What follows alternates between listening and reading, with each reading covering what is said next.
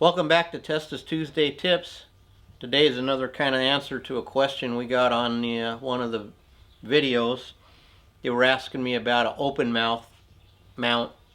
Maybe I could explain a little bit.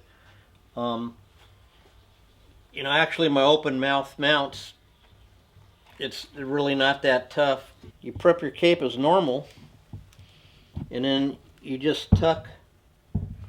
If I had something to tuck with, you just tuck your, see you can see the line, you can see where you turn your lips all the way out, and you can see how the skin aligns. And I just simply tuck it, and the index, you got to index your back of your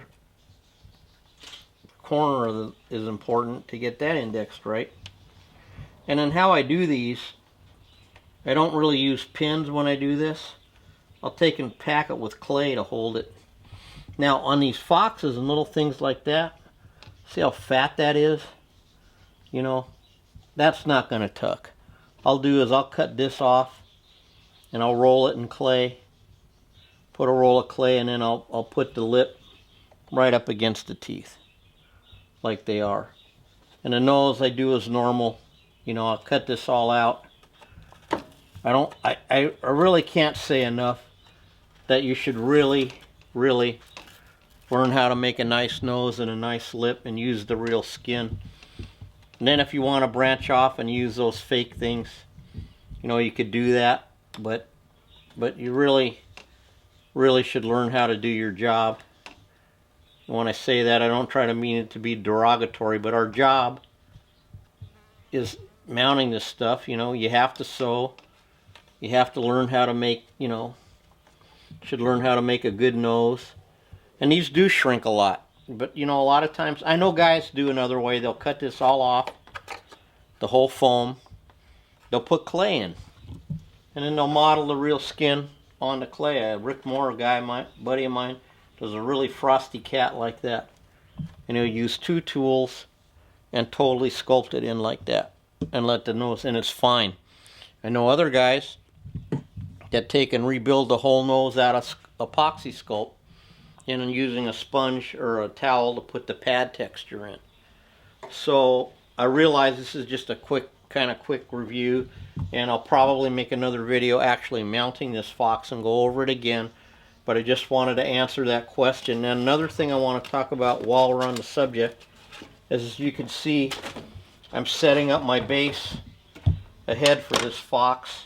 You see so many mounts mounted where they just set them up on blocks and all that, and then build a habitat later.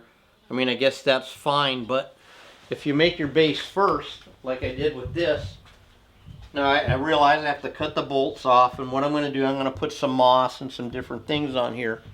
But I had this set up, and see, when I mounted this, you got weight on the feet. It's stepping down on it.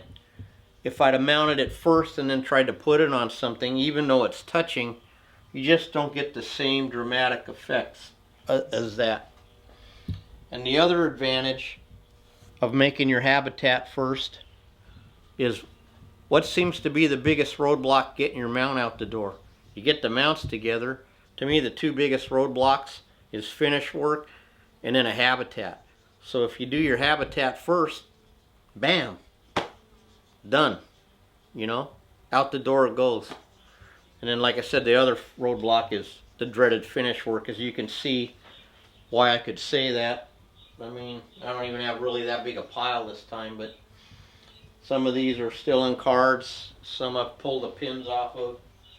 And I got to putty and paint all of these.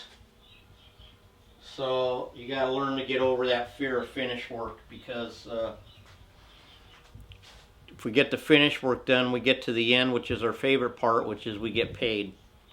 So anyway, stay tuned for some more videos. We'll do that fox life size, and we'll see you next time on Testa's Tuesday Tips.